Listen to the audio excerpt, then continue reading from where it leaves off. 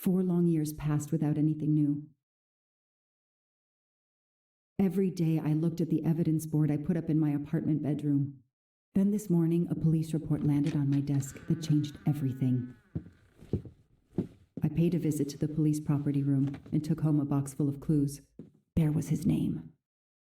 Michael Clark.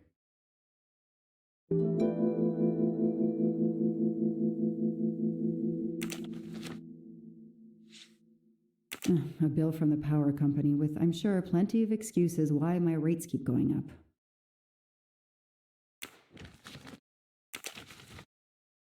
Travel. For the discriminating traveler. Also for the overworked detective who never seems to have time for vacation. Well, I can dream, can't I?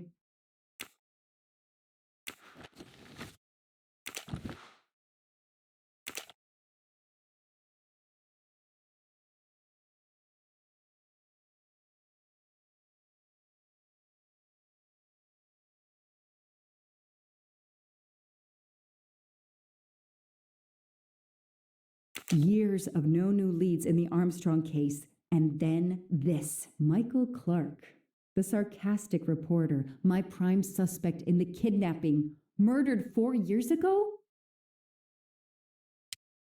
This is Michael Clark? He doesn't look anything like the journalist I interviewed. Michael, you have earned a place on my evidence board.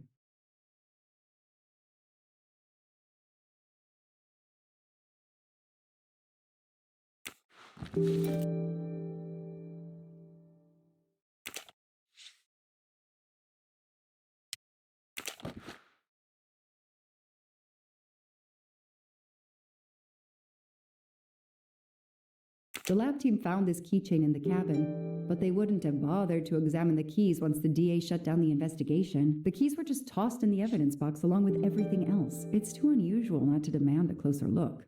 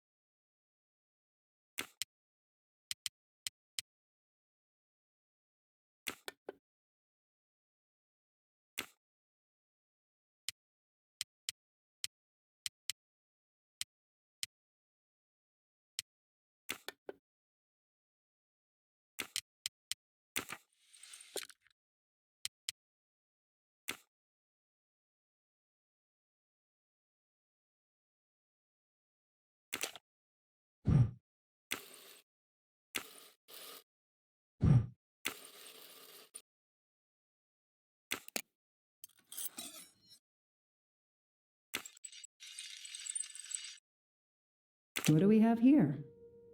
A flashlight. They can also conceal knives, but in this case we have lockpicks.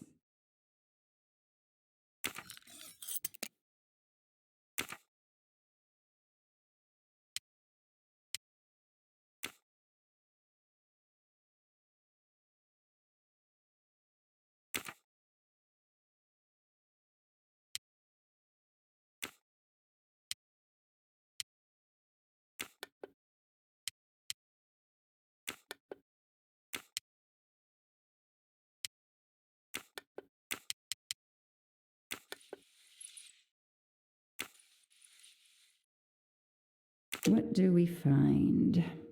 A capsule and a smell. Bitter almonds. Cyanide.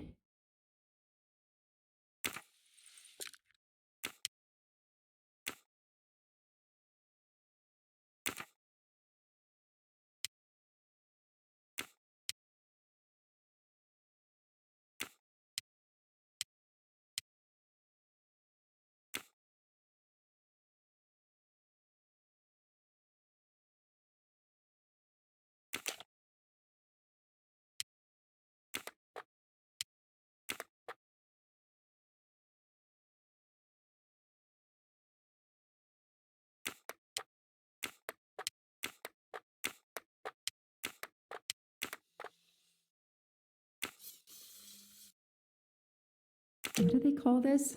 Brass knuckles? Knuckle dusters? Illegal in Massachusetts. Possession alone can lead to serious jail time.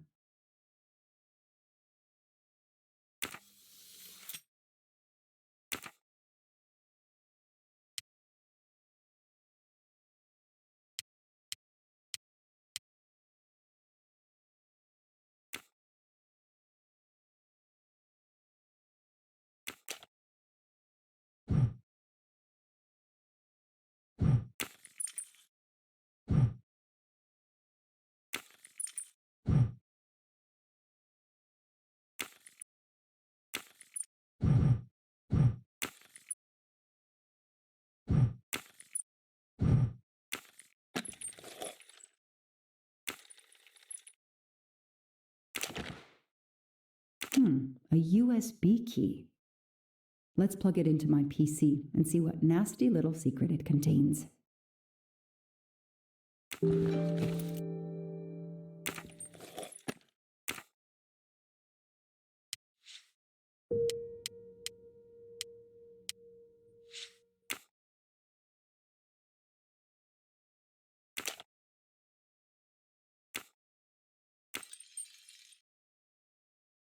A key knife.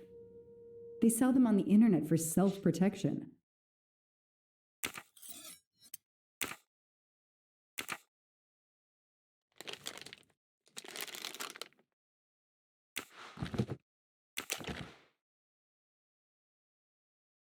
So clever. All that evidence and yet no DNA found.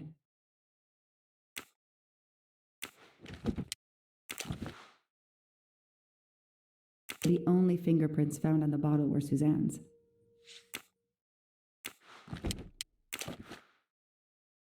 Suzanne's hair, so conveniently left in the cabin for us to find. It was planted. I knew she was innocent. Fluffy. Daisy's plush toy.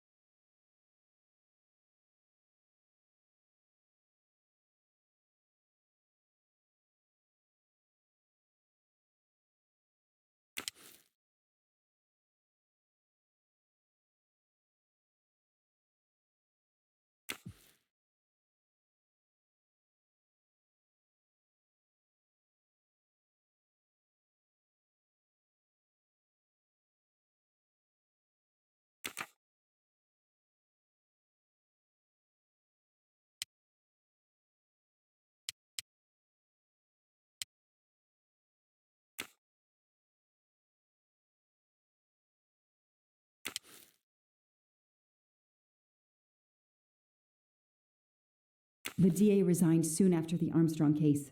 It haunted him just as it has haunted me.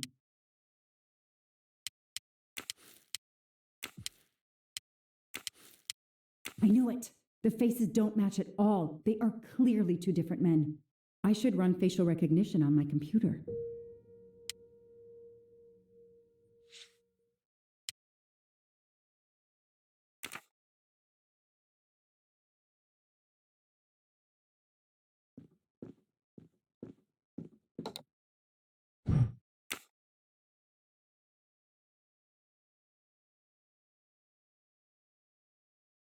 Shaved off the metro beard.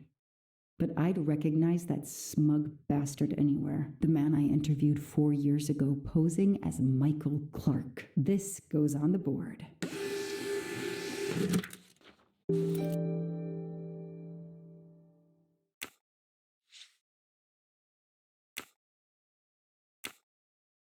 Maybe they needed to show the ransom to someone to check if the serial numbers were still on record. I'll print them, and on the wall they go.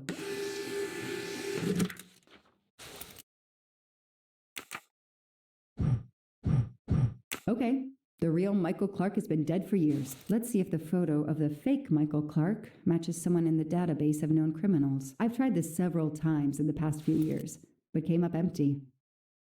Maybe whoever he really is has finally made a mistake.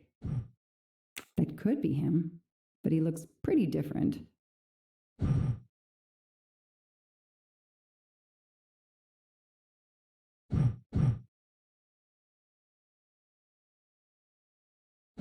No, Joanna, that doesn't track. No, this isn't it. Think! I don't need Mr. Poirot to tell me I'm wrong. Yes, he seems different at first glance, but still it's the same person. That's it! Okay. He's changed his appearance a lot. Probably had some plastic surgery on his nose, but there is no doubt it's the same person. Let's see why he was arrested. Mr. Ratchet, you didn't just steal statuettes. What recent information does the database have on you?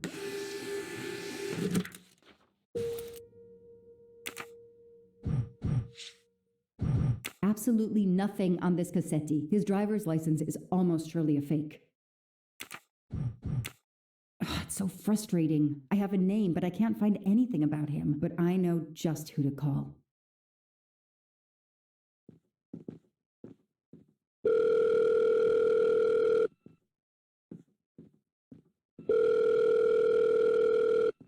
Robot Defense League, we are monitoring this call. Hello, Braid. Long time. Oh, Joanna. Hey, how may I assist you?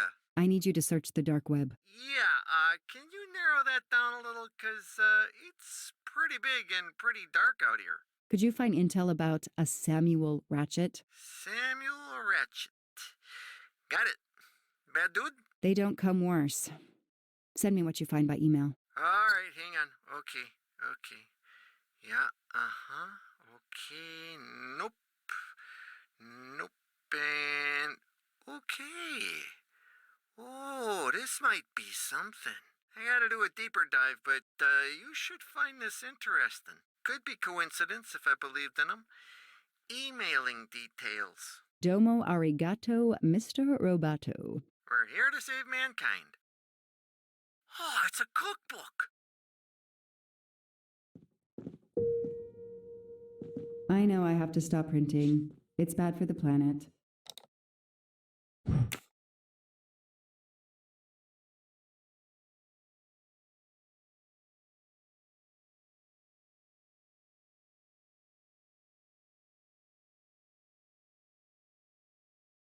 The Orient Express. I'm going to print these tickets and put them on the board.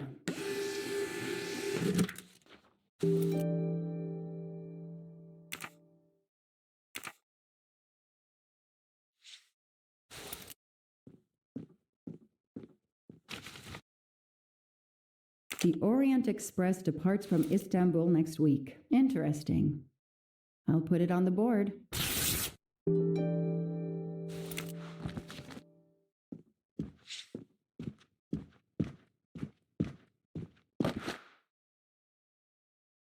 I've read it probably 10 times already, but I can't get enough of it. Don't know why. Maybe because it helps me sleep?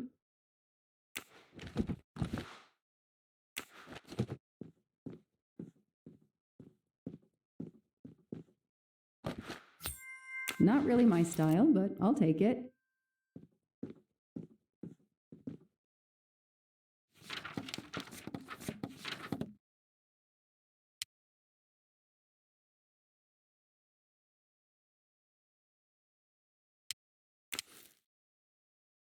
Next week, a certain Edward Masterman will be on the Orient Express.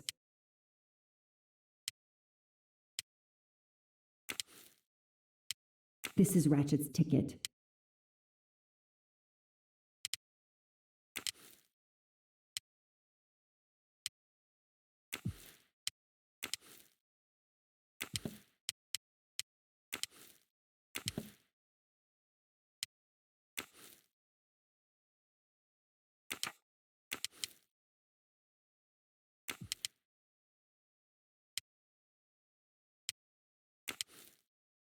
So, Ratchet's real name was Cassetti.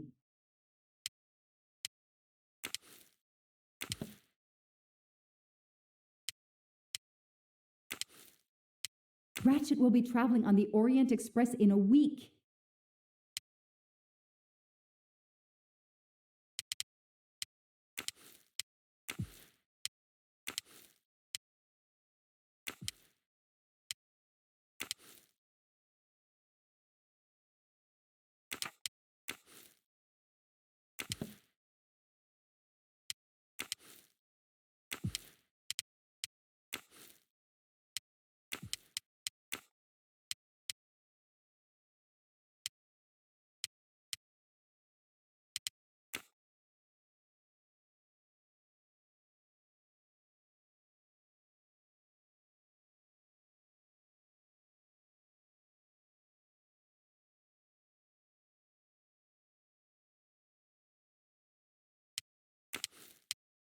As Ratchet is alive, the dead man can only be Noah.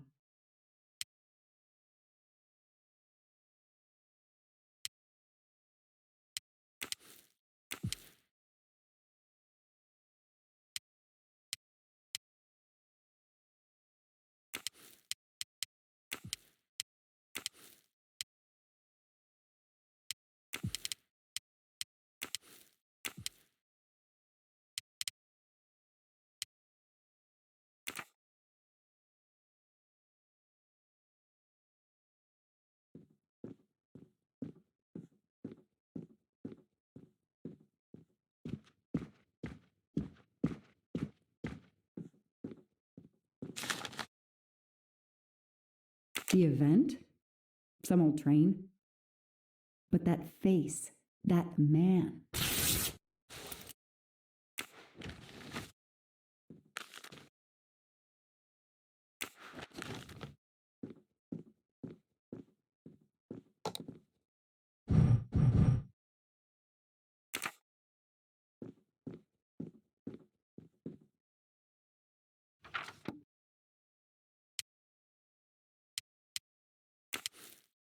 Foscarelli will be on the Orient Express next week.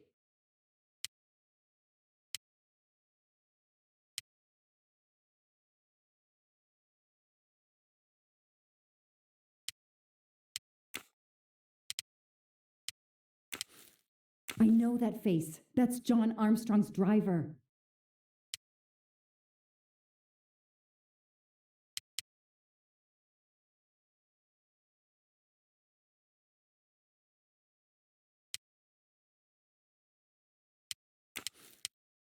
Hector McQueen will be on the Orient Express next week.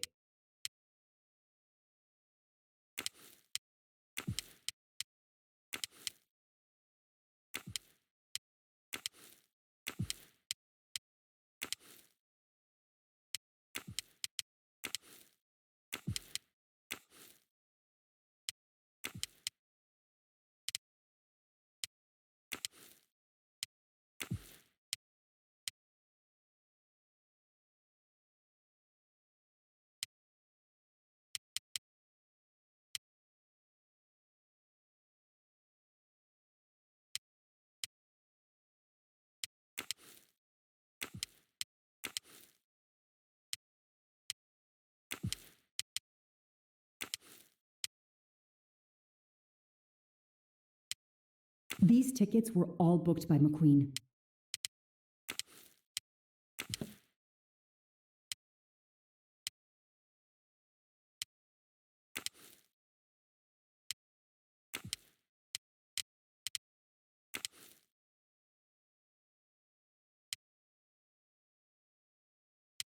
Goodbye, Michael Clark.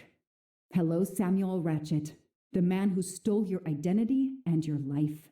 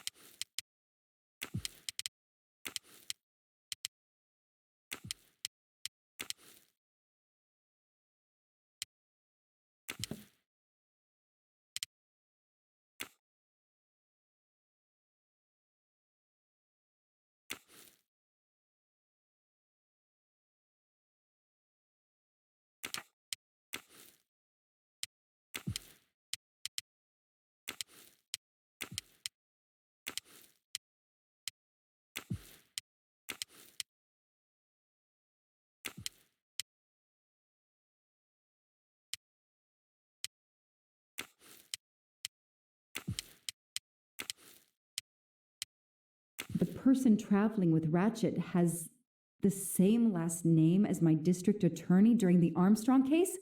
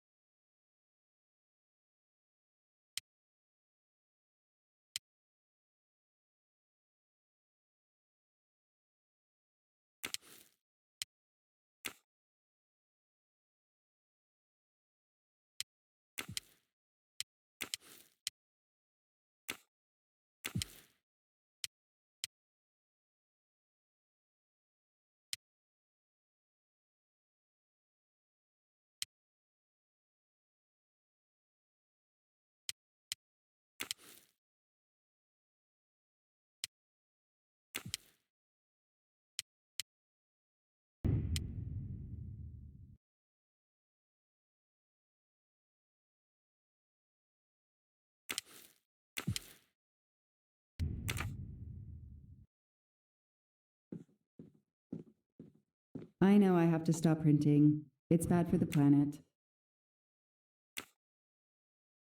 I knew it. He's the son of my former DA. He goes on the evidence board.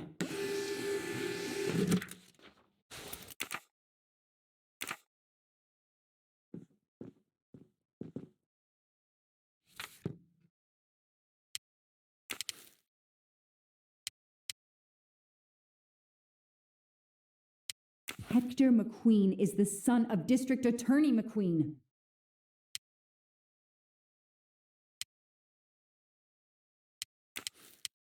Here's what Hector McQueen looks like.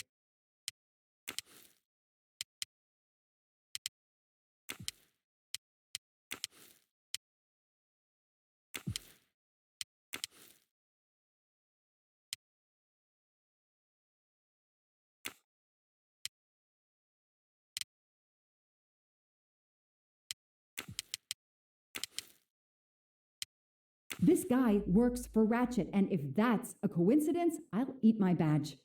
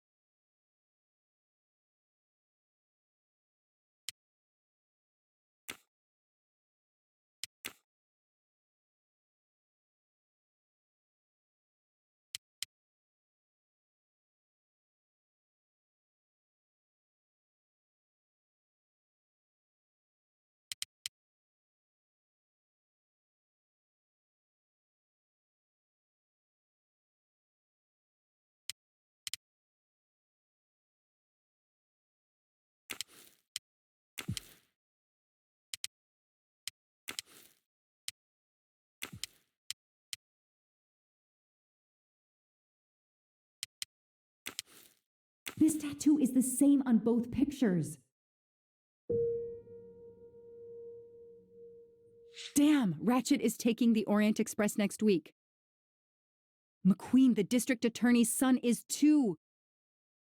Foscarelli, the Armstrong chauffeur, is too. It can't be a coincidence. McQueen and Foscarelli must have decided to take revenge and will undoubtedly attack Ratchet on this train. I have to be on the Orient Express to stop them. And above all, I must stop Ratchet. But I can't do it in Istanbul because there's no extradition treaty with the United States. Ratchet can never be judged in the US without an extradition treaty. I'll have to wait until he's in Paris to have him arrested.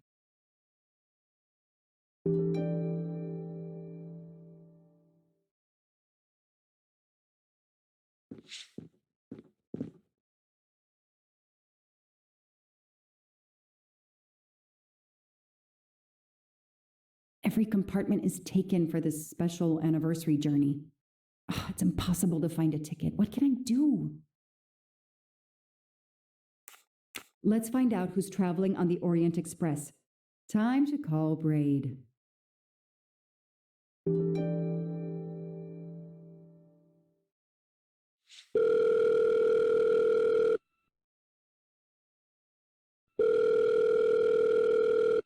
Braid! It's me again. I haven't found anything useful yet. I need one last favor. But it's a big one. Uh-oh. Can you find me the list of passengers of the Orient Express for that anniversary trip? Hold on. Jeez, their IT is surprisingly good. Maybe because of the big event. I found the list, but they sealed my back door as I was starting to capture it. Oh, no. Whoa, calm down. I got one name. Female. The name I got before they kicked me off the server was Stacy Johnson. Do you feel like a Stacy Johnson? The question is, how is she going to feel about helping me? That's one you'll have to figure out for yourself. I gotta go back to weaving my magic on the web.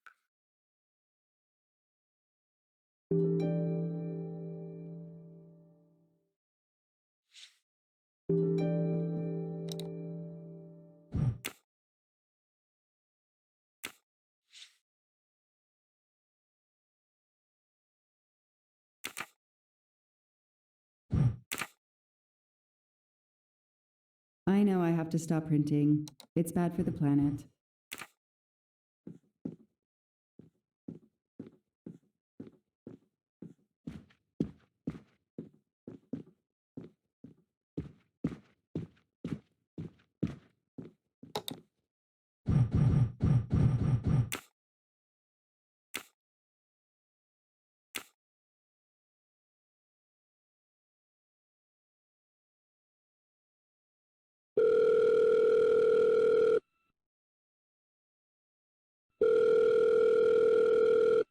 Hello, is this Stacy Johnson? Who's asking?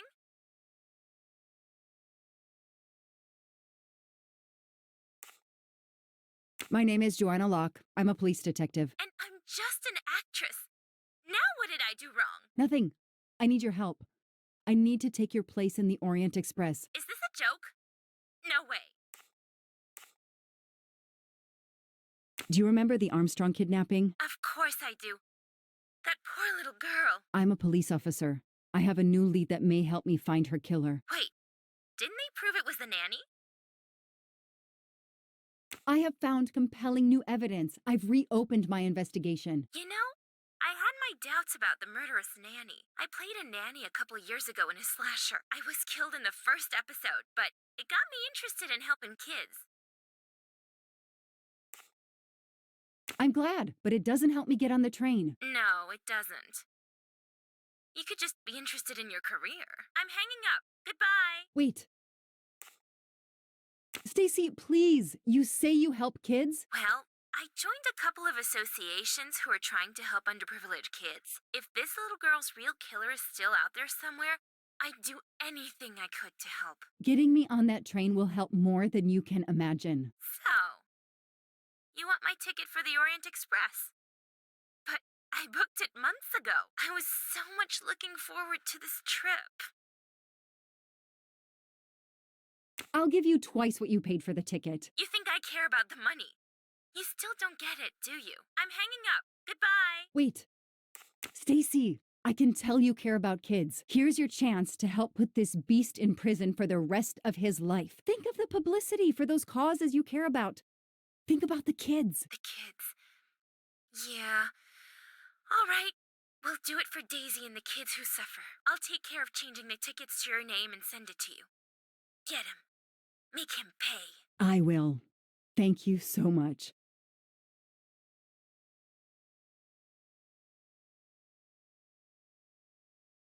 Stacy was as good as her word. I received the ticket. I called my chief to let him know I was taking my vacation time. I had coming. I flew to Istanbul. I was finally going to nail the monster responsible for Daisy Armstrong's death, Michael Clark's death, even his accomplice, and, I suspected, so many others as well. You know the rest.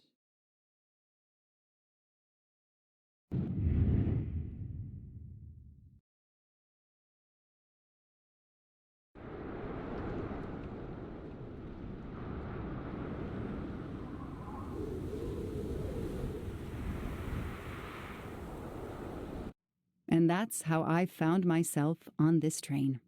On Ratchet's trail. The rest, you know. My identity is easily checked with the Berkshire Police. Thank you for your detailed account, Mademoiselle Locke. In addition to giving us crucial details of the investigation, you have made it clear that there are many who might wish to see Ratchet dead. I know you are innocent. Your forthright testimony and your movements, or lack of them, last night, eliminate you from our list of suspects. I agree, without a doubt. Another detective will be great help to the investigation. Book. Although my friend certainly does not need any help. You are too kind. Thank you for believing me. I'd like to help in any way I can. Do not worry, Mademoiselle Locke. Already I see things more clearly. It's obvious whoever drugged you was trying to derail your investigation. You mean the person who did this to me is Ratchet's killer? Both Monsieur Michel and Fraulein Schmidt had the means and opportunity to drug you. While you get your strength back, I intend to interview them. Excellent idea, my friend. All this excitement has whetted my appetite. I'm sure Mademoiselle Locke won't say no to a good, invigorating meal. What? No, I want to hear what the conductor and Fräulein Schmidt have to say for themselves. It is my duty to ensure the well-being of the passengers. If Dr. Constantine has no objection, I will escort you to the restaurant car. On the contrary, some food will do her the greatest good. Well, I'm still a little shaky. Mr. Poirot, will you please keep me informed about what you learn? You may be certain of it.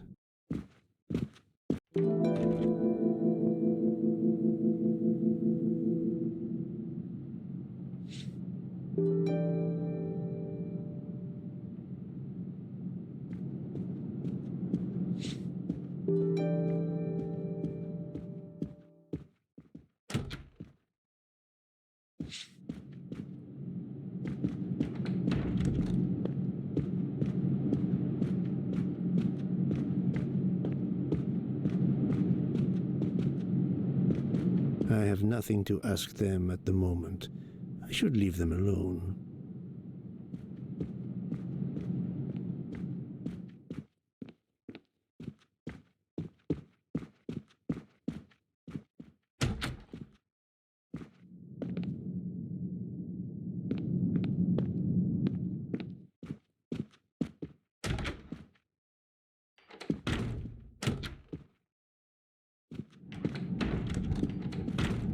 Good evening, Fräulein Schmidt. May I disturb you for a moment? You asked so politely, mein Herr, but I do not think I have a choice.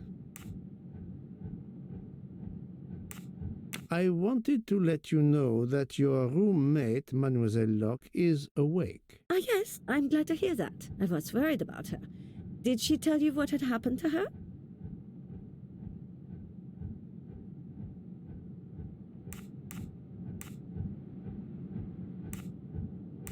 Unfortunately, she doesn't remember much, but we found a residue of a sleeping pill in her cup of tea. Since you two were alone together in your room when she drank it, who else but you could have dragged her? Must I point out I do not make the tea on this train? You should question the conductor or the kitchen staff. I know you have sleeping pills, Fräulein. I do have some. Do you think I'm the only person on this train who finds it difficult to sleep? I believe the Countess Andrenier takes them. And I heard the Olsen woman thanking Mrs. Hubbard for a pill. That was aspirin. If you say so.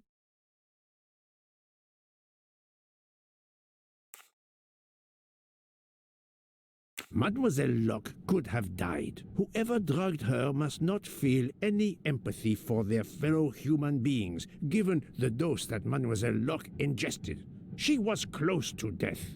Oh my God. What did I do? I didn't want to hurt her.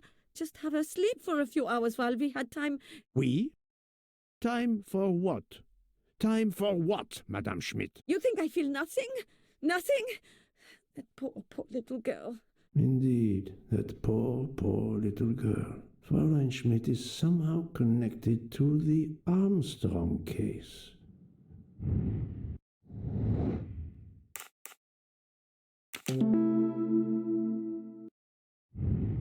That was easy. Fräulein Schmidt, I have a certain reputation for sniffing out... I am not a murderer. Forgive me, but I was going to say brilliant chefs. You were the Armstrong family's cook, were you not? But yes, I was the cook of that lovely, lovely family. I'm sorry, but I must ask you to give me some time to collect myself. It wasn't supposed to be like this, my darling, my poor darling child. I will give you that time, Fräulein. You have given me much more in exchange. I must check in with my other suspects to make certain I have all the pieces of the puzzle in my possession.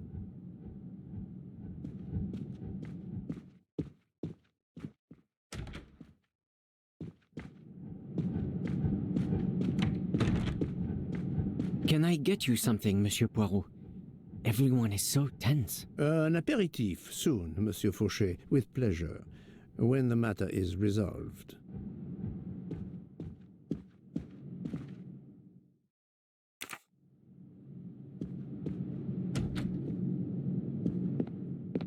Jean, you've mixed everything up again. Oh, I can't find the coffee liqueur for tonight's dessert.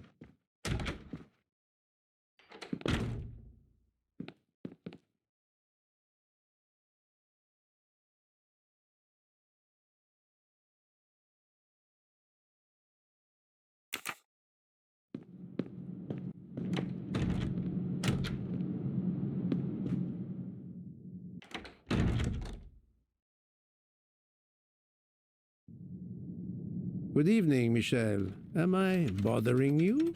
You seem stressed. With everything that's going on, I must admit it's difficult to be relaxed. Of course, I understand. Especially since we know that Detective Locke's tea was drugged before it was served to her. Detective? Come now, Michel.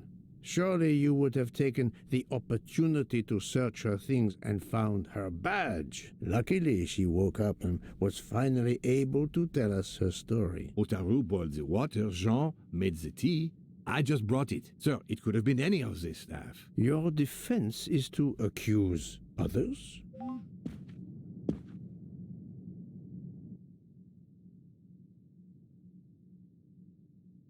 You have a network connection? No, unfortunately.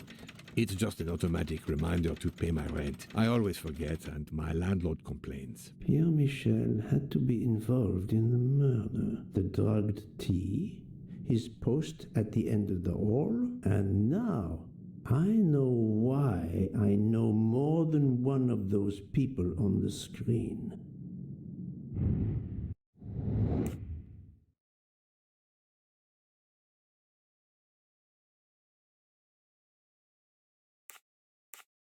Great.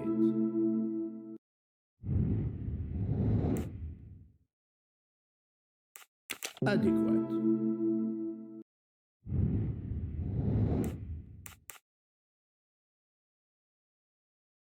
Fantastic. My little gray cells did not let me down. You are the father of Suzanne Moreau, Daisy Armstrong's nanny. My condolences on the death of your wife. What?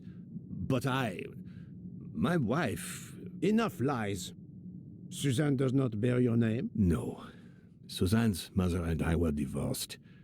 Suzanne kept her mother's name. My most sincere condolences, Monsieur Michel, on the deaths of Suzanne and your wife. This job, I loved them, but I was never there for them. Then, a year after the divorce, Solange became ill. Suzanne took her to this special hospital in the U.S., got that job as Daisy's nanny.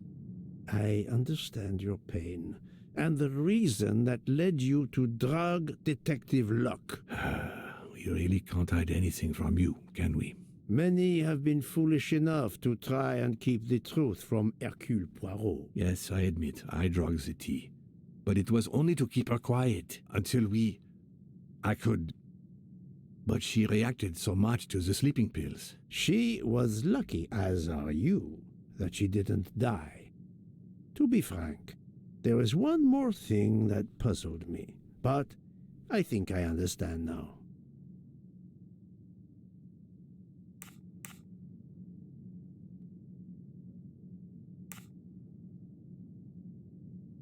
Monsieur Hardman was Suzanne's fiancé. Huh. I have the impression my whole life to you is an open book. Yes, Cyrus was my daughter's fiancé. I almost consider Cyrus as my own son. Of course, much more is clear now. I have been patient long enough. It is time to go and see what all the commotion is next door.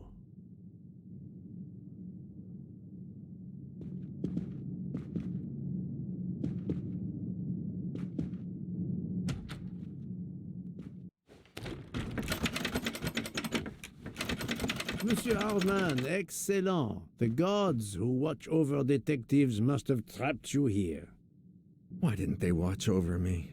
I'm a detective, too. I was talking to Michelle about a leaky faucet, and I wanted to go out, but, you showed up. No need to invent some preposterous story. But really, Michelle has told me everything. You are the fiancé of Suzanne Moreau, his daughter. Oh. I see. Surely this is not a big surprise to you. No. Suzanne was the only woman I ever loved. And I failed her. We got into a spat. It was nothing, but I was too proud to apologize. We weren't speaking at all. Suzanne never really cared for that guy, Noah. She would have forgiven me. If only. If only. If only. A common refrain between lovers who quarrel. Obviously, Pierre Michel and Fräulein Schmidt both drugged Detective Locke's tea, causing the overdose. No wonder she had so much trouble waking up. Time to report my findings to her and book.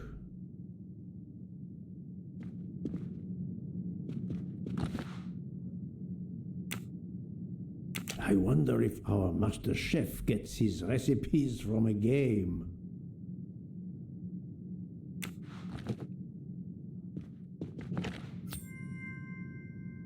You can never have too many of these.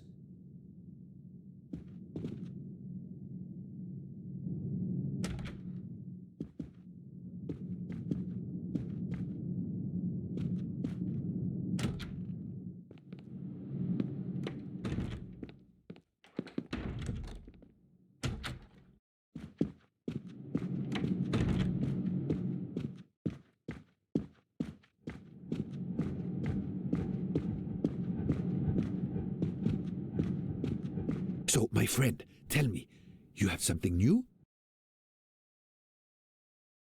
Mademoiselle Locke, I know who drugged you. Fräulein Schmidt and our conductor Pierre Michel both admitted putting sleeping pills into your tea. This explains your overdose. They are relieved you are recovering. Michel drugged a passenger? On behalf of the company, I offer my apologies to you, Mademoiselle Locke. Michel will answer for this outrage. Both of them? I was pretty sure about Fräulein Schmidt, but I admit that I did not suspect the conductor. I have uncovered multiple connections with the Armstrong case. Pierre Michel is the father of Suzanne Moreau, little Daisy's nanny, and Monsieur Hardman was Suzanne's fiancé. As for Hildegard Schmidt, she was the cook of the Armstrong family. What a coincidence, don't you think? But it's incredible! What are the odds that so many people linked to that tragic affair ended up on the same train? About the same as you winning the lottery, my friend. I wasn't the officer who interviewed Fräulein Schmidt back then, so she couldn't recognize me here on the train. How could they know who I was? There were other passengers who might have.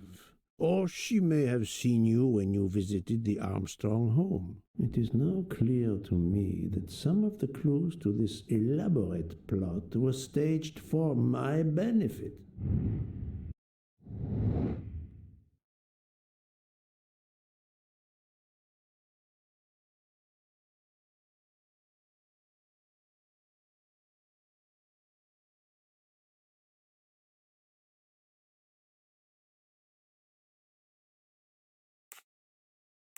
Think, Poirot, that is not a good answer. This is wrong, but I'm never far from the truth. That was easy. Some clues and information collected so far could lead to a hypothesis. The murderer boarded the train in Vinkovsky, killed Ratchet, and then left the train immediately. How did you come to that possibility? Monsieur Hardman told me about a short man with a high-pitched voice who threatened Ratchet.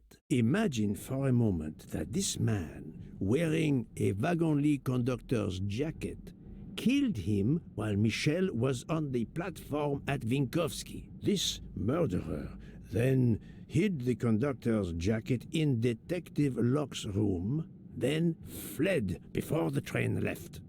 Why choose Detective Locke's room? Why, indeed. Let me re-explain from the beginning.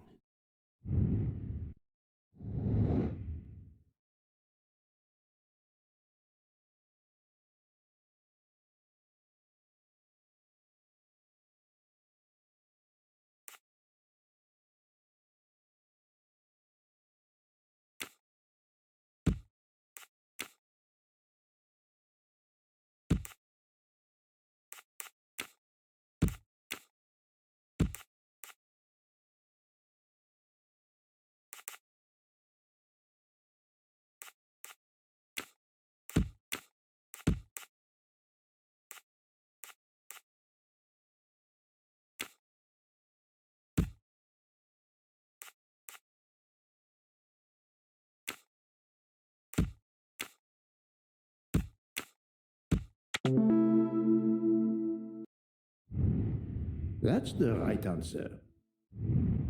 Mon Dieu! Oui! That must be it! Everything fits so well! It fits too well, my friend. Other clues lead to a second hypothesis, much more plausible.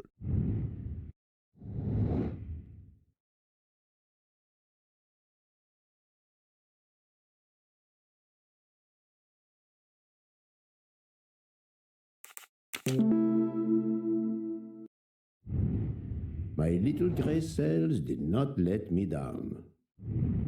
So, we have multiple murderers, all related to the Armstrong case. The murderer from Vinkovsky was a fabrication to turn suspicion away from those on the train. They expected the investigation to be led by some small-town official who could easily be misled. Mr. Poirot? Detective Locke, forgive me.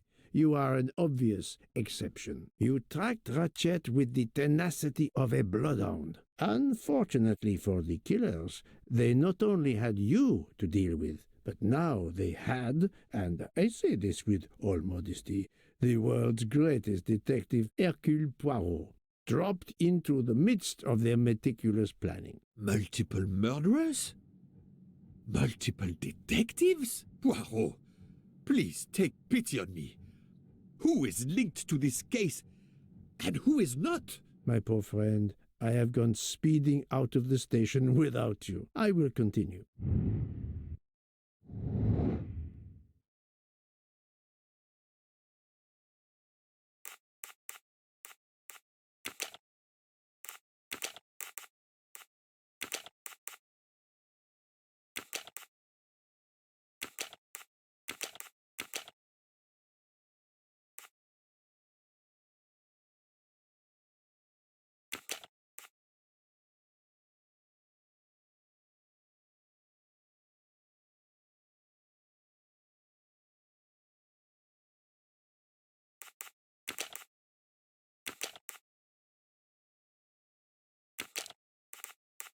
No, not good.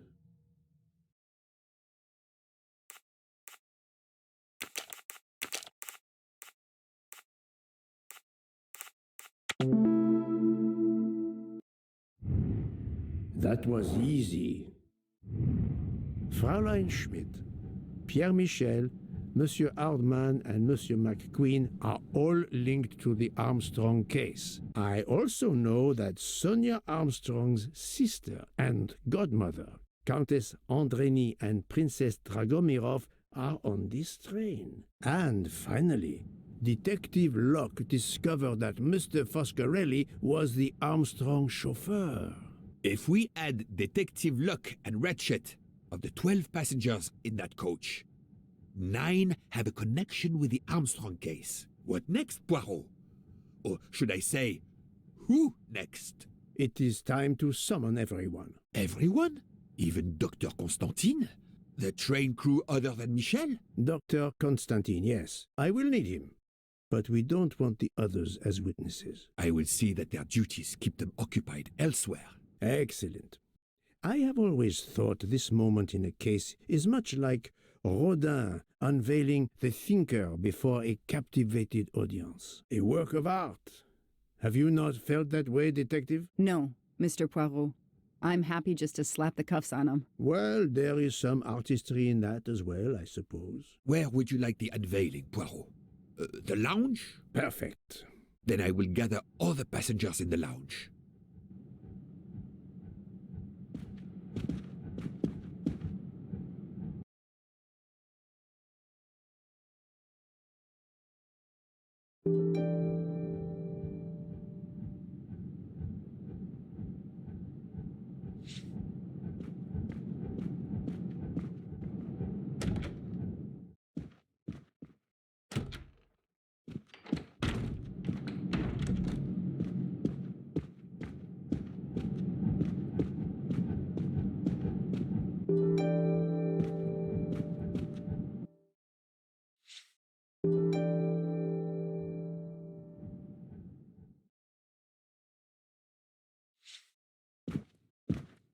Monsieur Bouc, are the train crew locked in their quarters? Yes, they are. Then the stage is set for the final act. Ladies and gentlemen, I have gathered you together to hear my reconstruction of the murder of Samuel Edward Ratchet, also known as Cassetti. There is not one, but two possible solutions of the crime. I shall put them both before you, and I shall ask Monsieur Bouc and Dr. Constantine here to judge which solution is the correct one. Two solutions? Mr. Poirot, I am hardly qualified. Nevertheless, your assistance is required. Now, you all know the facts of the case. Ratchet was found stabbed to death this morning. He was last known to be alive at 12:37 a.m. last night, when he spoke to the wagon-lit conductor through the door. His watch was found to be badly dented, and it had stopped at 1:15.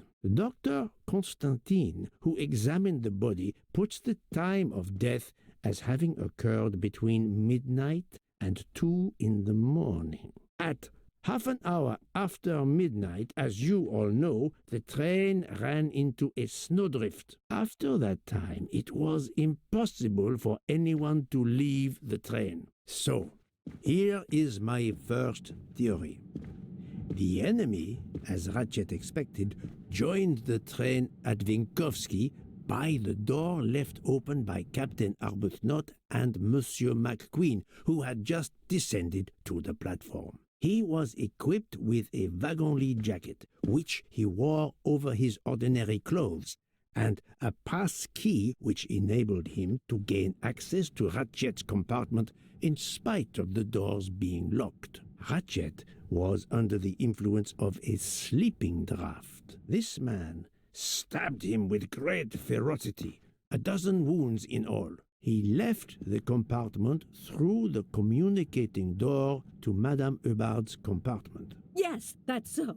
Scared me half out of my wits. The murderer thrust the dagger he had used into Mrs. Hubbard's handbag in passing.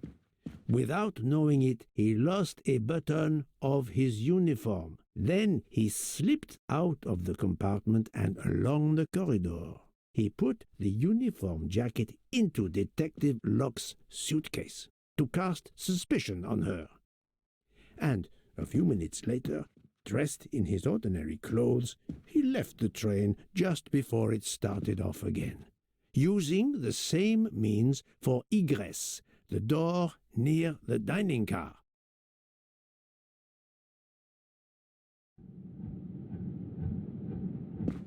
That is the first hypothesis.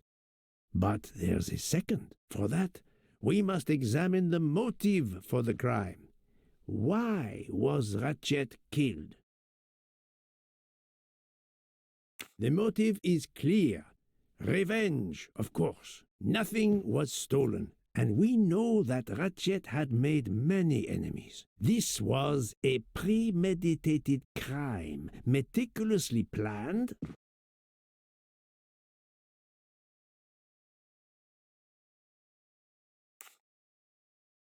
Since the kidnapping and death of little Daisy Armstrong, which traumatized many people close to the family. Even when the police concluded that it was Suzanne Moreau, questions remained. Detective Locke continued her investigation, as did others. They became convinced the truth lay elsewhere. We now know who the real murderer of Daisy is.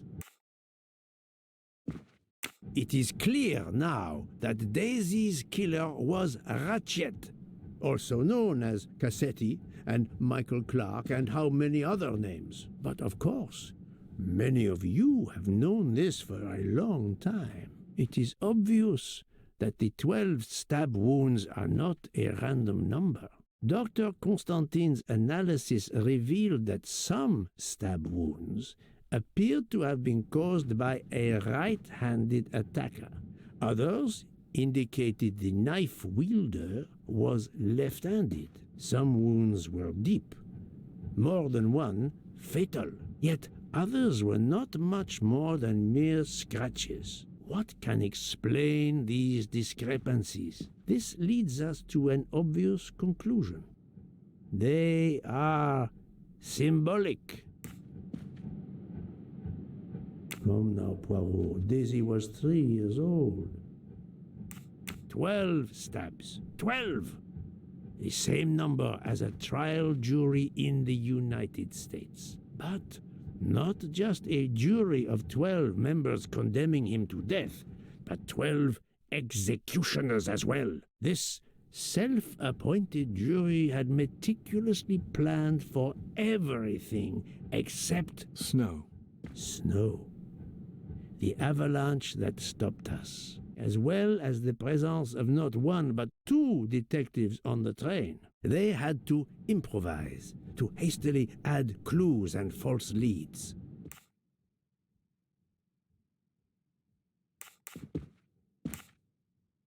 This woman in a red kimono does not exist. I don't know which of the passengers it was. It does not really matter. It was just a performance, a charade to introduce another possible culprit to muddy the waters.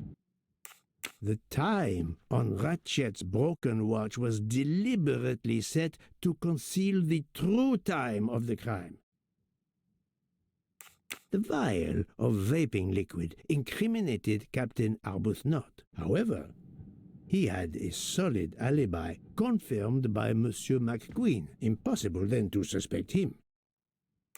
The conductor's jacket found in Detective Locke's suitcase was put there only to cast suspicion upon her. All these false leads were intended for me. But I am Poirot. I understood the truth. We have a train full of suspects. It's time to identify who the real culprits are. Let's start with Detective Locke.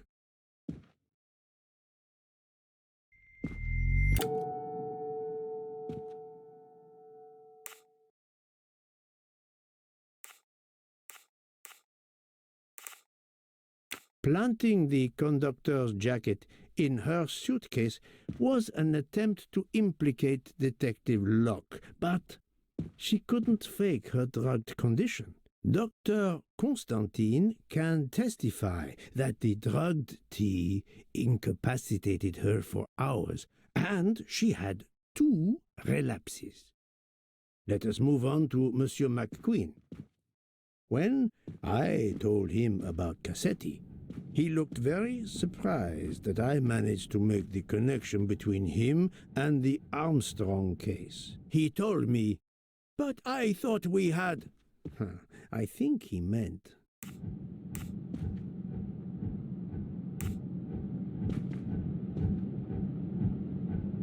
No, he could not think that. You thought you didn't leave any real clues linking the murder to the Armstrong kidnapping. Moreover, you insisted that Ratchet did not speak French when you knew I had heard a voice calling out in French that was supposed to be Ratchet.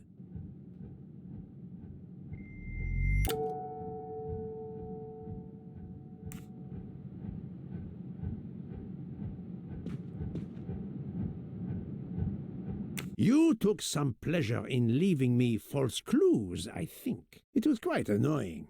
But you told me yourself that your father was the district attorney who handled the Armstrong case. The case haunted my father. At first, he believed Suzanne Moreau had helped her boyfriend, Noah, to kidnap Daisy, even though there were questions that went unanswered, and a young policewoman refused to let it go, continuing to find discrepancies, but never enough to reopen the official investigation. That policewoman sits there. Her name is Joanna Locke. Then tell him. Tell him how in the end my father believed you, how he resigned a job that he loved, racked with guilt that he may have let that monster go free. He died young, broken, his faith in justice broken. That's what Ratchet did to him. Thank you for your honesty, Monsieur McQueen. Your father is one more victim of the man who called himself Ratchet. Now, I will turn to Ratchet's valet, Monsieur Masterman.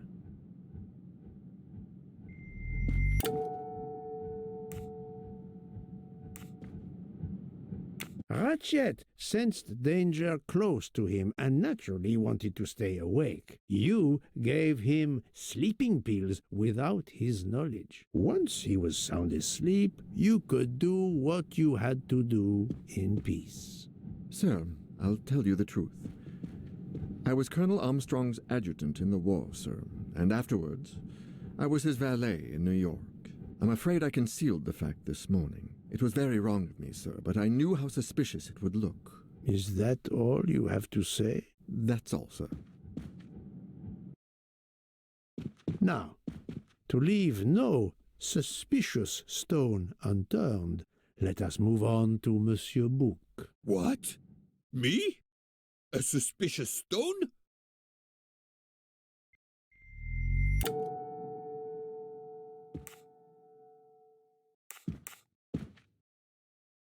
Bouc, my friend, of course you are not guilty. You did everything you could to get me on this train. What madness would cause you to ensure, and I speak with all modesty, that the best detective in the world could be present to witness your crime? But doesn't our friendship count as well? Most assuredly, but a murderer can wear all sorts of masks, including friendship. Let us consider our ever-efficient wagon-lit conductor, Pierre Michel.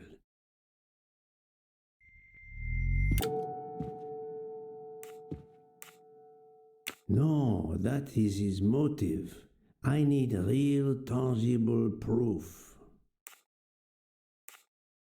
Your admission that you drugged Detective Locke immediately incriminates you. But the murder could not have been possible without your very capable assistance. Your knowledge of train procedures made the murder possible, and your position in the corridor of the train allowed you to be the perfect alibi for several passengers. And your motive? Suzanne Moreau, Daisy Armstrong's poor nanny, who was wrongly accused and committed suicide, was your daughter. C'est un foiré. He got what he deserved. My poor daughter has finally been avenged.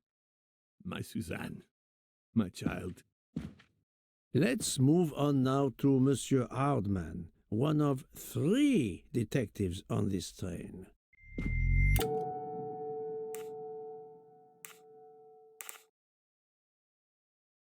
Monsieur Hardman, I think you are a real detective, but you were never hired by Ratchet.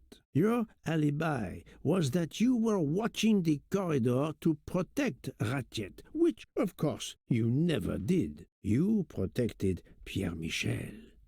However, we just saw that his alibi doesn't hold up, so neither does yours. I don't know about the conductor. Being Suzanne's fiancé, you had a substantial motive to punish Ratchet. You used your detective skills, just as Detective Locke did, to hunt him down and finally avenge the death of your beloved. That's right, Mr. Poirot. I do have some detective skills. I never doubted it. Now, Fraulein Schmidt, the lady's maid with the soul of a cook.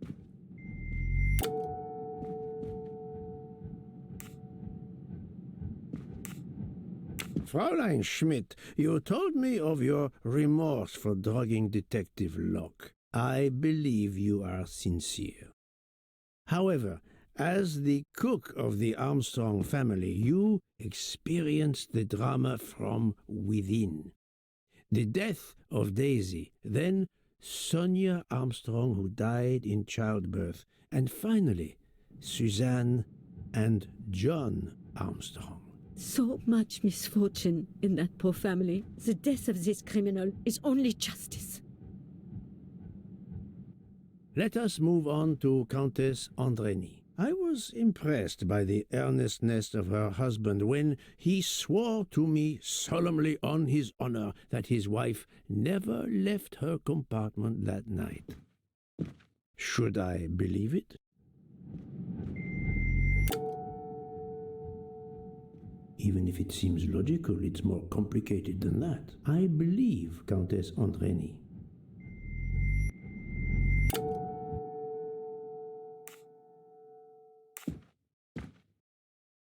Countess Andreni is young and fit, physically quite capable of stabbing Ratchet. The problem must be somewhere else. Countess Andreni, being Sonia Armstrong's sister, you had every reason in the world to want to avenge her. But you were incapable of stabbing someone, even after what he had done to you and your family. The night of the crime, you simply took a sleeping pill. I appreciate the irony that nearby, Detective Locke was also in a drugged sleep. When you awoke, you thought the nightmare was over. Rudolph? Hush, my love, hush. Excellent transition. I was coming to you, Count Andreni.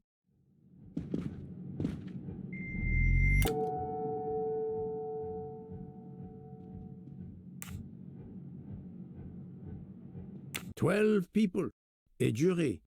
This was very important to all of you. If Countess Andreni did not stab Ratchet, someone had to take her place. And you, Count, the beloved husband. I've seen how fiercely you love and protect your wife." Enough! I would do anything for Helena. Anything. Even that. Yes, even that. Let's move on to Monsieur Foscarelli.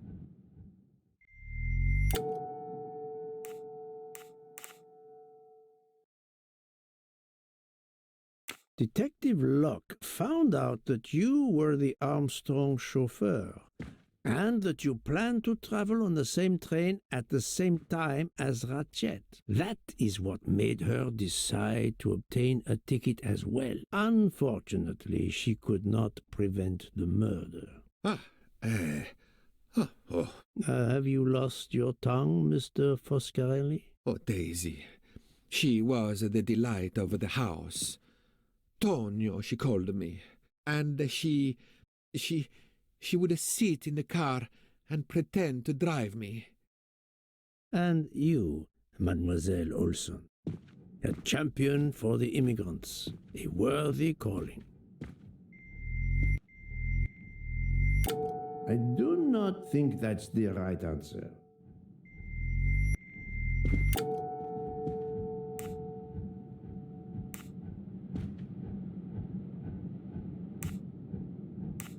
Mademoiselle Olsen, you supported Madame Hubbard's story about her connecting door latch, a story that I later demonstrated to be impossible. So, you deliberately lied to me, and you also lied about Mademoiselle Debenham's whereabouts. Enough! I can't take this anymore. I know what you want from me, Mr. Poirot. Very well. Here it is. She was my little Daisy, my angel, so patient. When I patched a scrape or took her temperature, that was my job. But she was so much more to me. She was a shining light in an ever-darkening world. I've tried to honor her by caring for children who have lost everything. Thank you, Mademoiselle Olsen. You too shed light on your part in this mystery. You were Daisy Armstrong's nurse. I will ask you no more questions. It is enough that you have admitted what I know to be the truth, and I understand. Let's move on. Dr. Constantine. You suspect me? I know none of these people. I didn't know Ratchet either, and I've taken a solemn oath to help people, not murder them. Now really, Poirot, he has helped you get to the truth, not hidden it.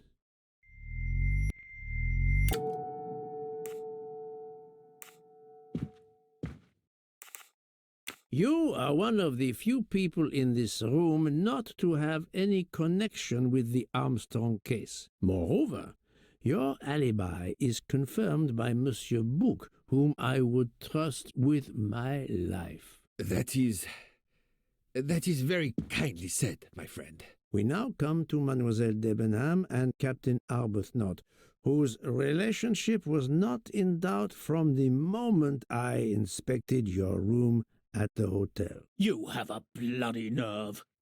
Indeed, I do. We're getting married. Congratulations, but I would rather talk about your relationship to John Armstrong.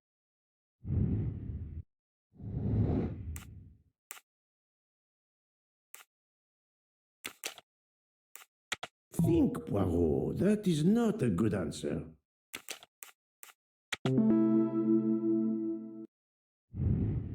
I'm right again.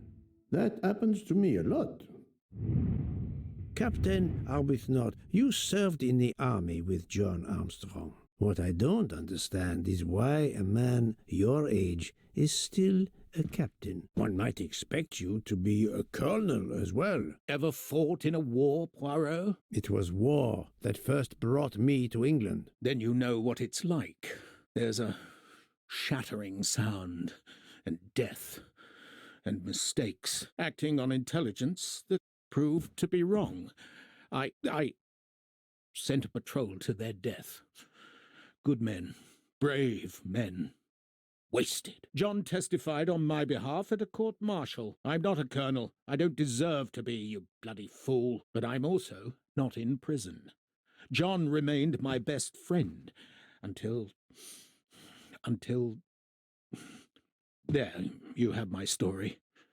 Understand now? Archie, calm down, please. You're right, Mary. What you see in me, I don't understand. Oh, Archie, I see in you what John saw. Miss Debenham, I'm sorry. My turn, is it? I'm afraid so. And you have caused me quite a puzzlement. Your connection with the Armstrong family was not obvious. Then I remembered the job you currently hold.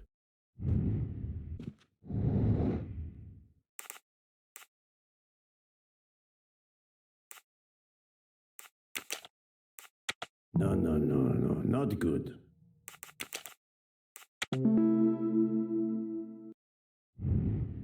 Et voilà. You were the teacher of... No, she was the teacher of Countess Andrény. You were the teacher of Helena Andrény, whose maiden name was Helena Goldenberg before she married Count Andrény. Yes, absolutely. Why lie to you? She was an excellent student. Captain Arbuthnot.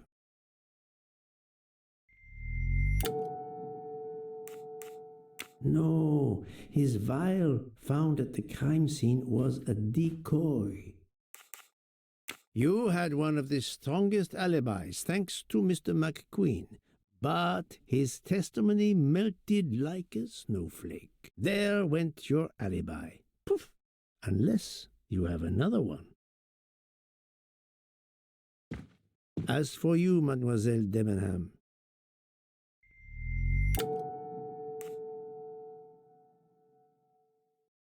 her close relationship with someone guilty in the case, even her motive, do not necessarily make her guilty. Mademoiselle Olsen was the only one who could confirm your alibi. I think you know where you stand. Very good, Mr. Poirot. Are you satisfied? I will be soon. Now I must turn to Sonia Armstrong's godmother, Princess Dragomirov.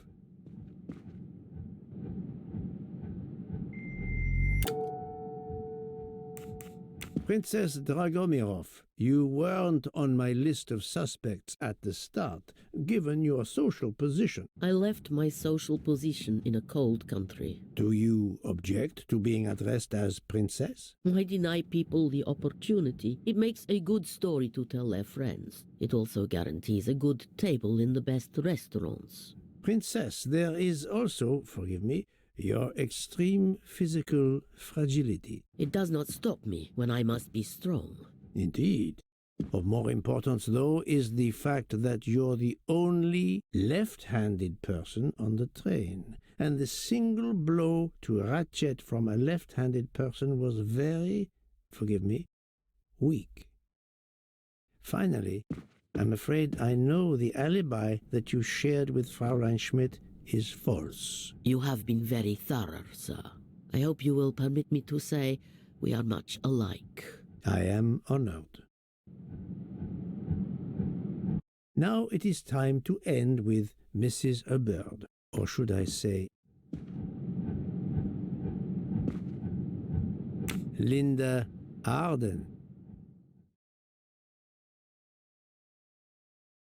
If Princess Dragomirov hadn't told me about her relationship with this famous actress, I might not have made the connection. But you are a great actress, madame. Your performance as a flighty, self-involved woman was superb.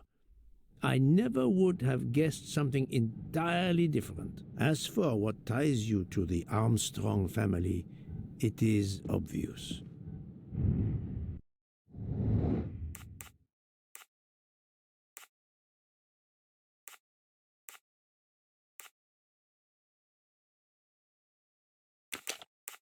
This is wrong, but I'm never far from the truth.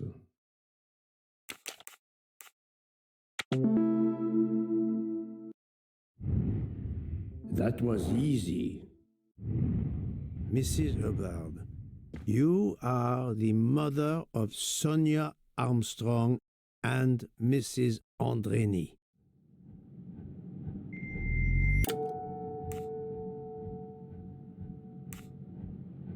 Madame Hubbard, you really are a remarkable actress. You put so much effort into your character and into staging the murder. I saw it as a perfect mosaic, each person playing his or her allotted part.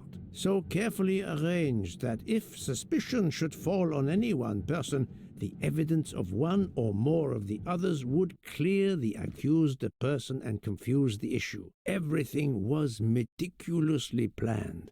But you hadn't expected that Detective Locke and I would be on this train, and the avalanche would block it on the night of the murder. You had to improvise. But again, improvisation would be another of your skills as an actress. So you came up with the story that the latch on the door that communicated with Ratchet's compartment was hidden by the handbag. I always fancied myself in comedy parts. That slip about the sponge bag was silly. Shows you should always rehearse properly. You know all about it, Mr. Poirot. You're a very wonderful man, but even you can't quite imagine what it was like. That awful day. I was just crazy with grief. So were the servants. We decided then and there that the sentence of death that Ratchet had escaped had got to be carried out. There were 12 of us, or rather 11. Suzanne's father was over in France, of course. First, we thought we'd draw lots as to who should do it, but in the end we decided on this way. It was the driver, Antonio, who suggested it. Mary worked out all the details later with Hector McQueen. It took a long time to perfect our plan. We first had to track Ratchet down. Hardman managed that in the end. Then we had to try and get Edward and Hector into his employment. Well, we managed that. Then we had a consultation with Suzanne's father. Captain Arbuthnot was very keen on having 12 of us. He seemed to think it made it more orderly. He didn't like the stabbing idea much. But he agreed that it did solve most of our difficulties. Well, Suzanne's father was willing. Suzanne had been his only child. We knew from Hector that Ratchet would be coming back from the east, sooner or later, by the Orient Express. With Pierre Michel actually working on that train, the chance was too good to be missed. My daughter's husband had to know, of course, and he insisted on coming on the train with her. Hector wrangled it so that Ratchet selected the right day for traveling when Michel would be on duty. And then, at the last minute, you came. For the rest of the story, you worked out everything, Mr. Poirot. You were right about all of us. What are you going to do about it? If it must all come out, can't you lay the blame upon me, and me only? I would have stabbed that man 12 times willingly. It wasn't only that he was responsible for my daughter's death, and her child's, and that of the other child who might have been alive and happy now. It was more than that. There had been other children kidnapped before Daisy, and there might be others in the future. Society had condemned him. We were only carrying out the sentence, but it's unnecessary to bring all these others into it, all these good, faithful souls. You are a director of the company, Monsieur Bouc. What do you say?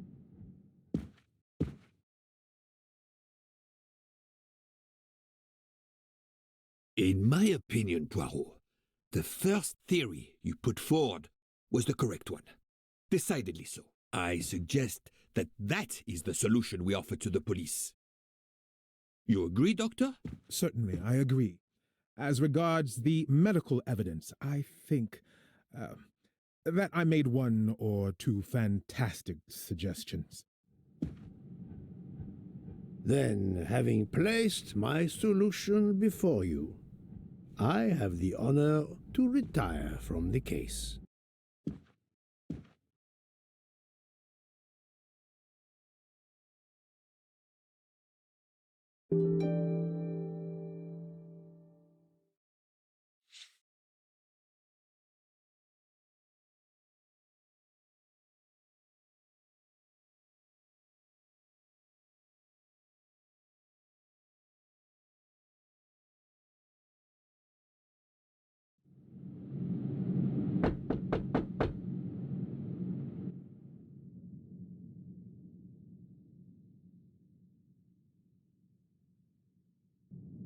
I'm sorry to wake you up in the middle of the night, Poirot, but it couldn't wait. There was a detail that bothered me in my preliminary autopsy of Ratchet's body. I went back to examine the body and I discovered a wound covered by another. The blow I hadn't seen was delivered by a thinner, sharper blade. So there were not 12, but 13 stab wounds. 12 stabs for 12 jurors. It doesn't work with 13 wounds. The symmetry is destroyed. It can't be one of the culprits who stabbed him twice? Doctor, a different knife was used. There is only one explanation.